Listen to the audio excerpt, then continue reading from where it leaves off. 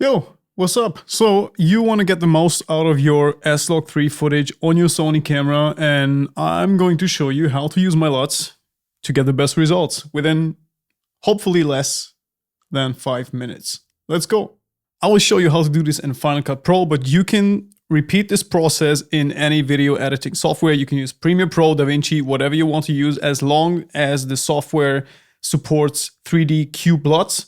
Okay, so first of all, let's talk a bit about exposure and exposing S-Log3. So the main thing here is you need to overexpose S-Log3 by 1 or 2 stops to get the best dynamic range, to not lose any information in the shadows and highlights. So make sure to use either your histogram on your camera or your photo metering, which isn't the best option here because the EV meter on your camera is measuring the whole image. And the best way to get the best exposure is to use zebras. So I recommend setting up your first zebra to 94%, but also set up your zebra 2 to 55% plus minus 5 to get the best exposure on your skin tones.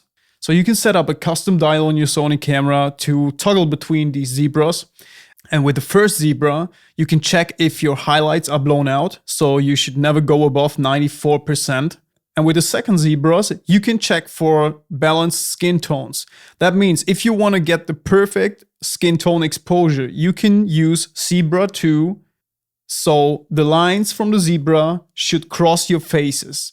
But in most scenarios, it's totally fine if something in your image is blown out. Like if the sun was shining today, it isn't, but if it was, it would be okay that this window have blown out highlights as long as my face is exposed correctly. So use your zebra 2 to get perfect exposure in your skin tones.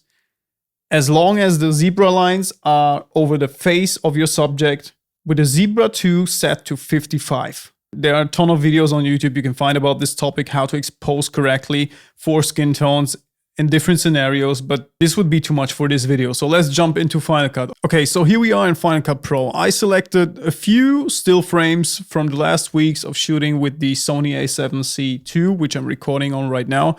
And as you can see, they are overexposed. And I show you what happens if you apply one of my LUTs from this pack to this footage. So I added an adjustment layer on top of all these clips. And now I go into my effects tab and look for LUT, custom LUT. And I drop this custom LUT on top on the adjustment layer. And now I pick one of my Sony S-Log3 LUTs. Let's go with harsh. And as you can see, the image is overexposed and it doesn't look good at all. So we need to fix our exposure, contrast, saturation before the LUT gets applied. That is really important because I've seen so many people getting bad results when using LUTs because they don't focus on the right effect chain. So the LUT should be your last effect in the color grading chain, okay? So as my LUT currently sits on the adjustment layer, we want to make adjustments on the clip itself or in another adjustment layer, which would be underneath it. But let's do it directly on the clip, okay? So all we have to do, go to the clip, add a color board or color wheels, whatever. You can do this in Premiere Pro as well. And bring down the exposure. And as you can see, we're there. Okay, so all you have to do most times is lowering your exposure, play around with shadows, mids, and highlights. And there you go. So let's say you want to bring back some more teal shadows to this image. I go to the color tab. You can use the color wheels again. And shift the shadows a bit more into the cyan. Maybe bring down the mids into the orange. Or add a bit of greenish tones over here. And there we go. That's it. And let's jump to another image and I show you the same process so you really understand what you have to do to get the best results. Okay, let's take this one over here, sitting at my desk. And as you can see, it's totally blown out. This is the unedited log footage. This is the LUT on top. Now we select the clip underneath the adjustment layer, go to exposure, bring it down, and there you go. That's it. It's that easy. And as well, here we can make it a bit more cool.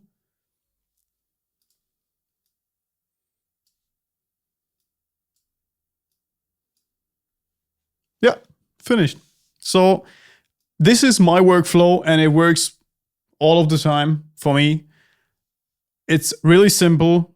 Oftentimes I just do this directly on the adjustment layer. Like I show you what I mean with this. Sometimes I don't want to edit all the clips separately. So then I just do it on the adjustment layer. I show you on this example over here.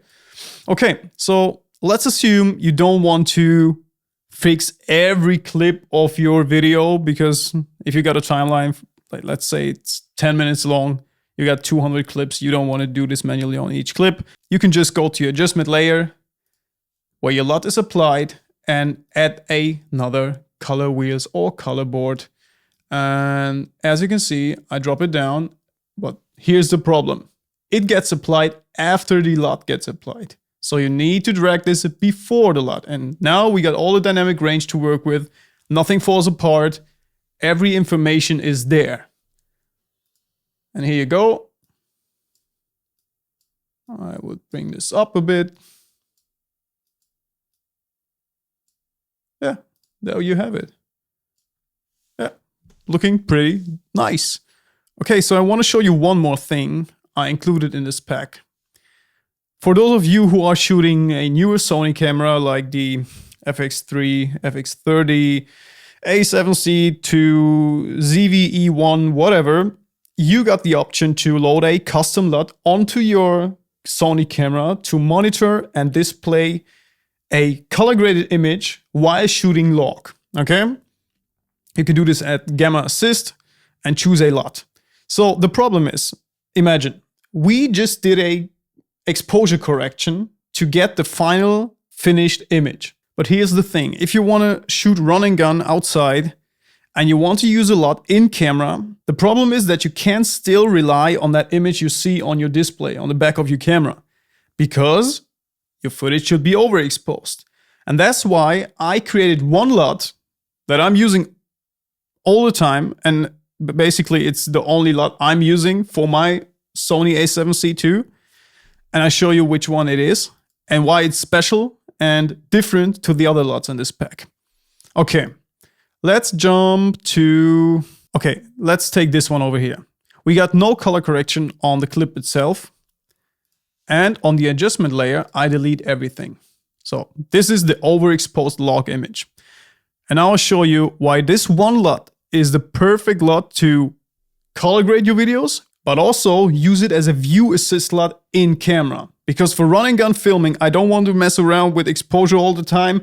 I don't want to have a look at my histogram all the time or the waveforms, whatever. I just want to look at the screen and say, oh, that's fine. This will work. And that's why I created this one LUT. I'll show you right now. I picked the custom LUT. And for comparison, I show you that my other ones doesn't correct the exposure at all. But if I pick this one, the CMG Vision 3, the exposure gets corrected automatically. It's not only affecting your colors, but also your exposure. So you can rely on the image you see in the back of your screen if you use this LUT as a view assist LUT in camera. Of course, this special image over here maybe needs some tweaking. Maybe we can add some more blacks. Perfect. But I show you another example. Let's go with this one. I disable all the color boards I've added. This is the log footage. It's perfectly exposed in camera, 1 or 1.3 stops over. And if I apply the custom LUT, you're done. And that's why I love this LUT the most, and I'm using it all the time. Okay, so I hope this helped. And if you got any questions, feel free to reach out to me, send me an email, drop me a DM on Instagram, whatever. I'm here to help you if you run into any struggles using these LUTs. But I think with this LUTs, you can get a perfect color grade for any situation, whether it's indoor, outdoor, sunny, moody, whatever, within a few minutes without having to rely on external plugins that need a lot of GPU and CPU power. Yeah, so I hope this helped. See you soon. Tschüss.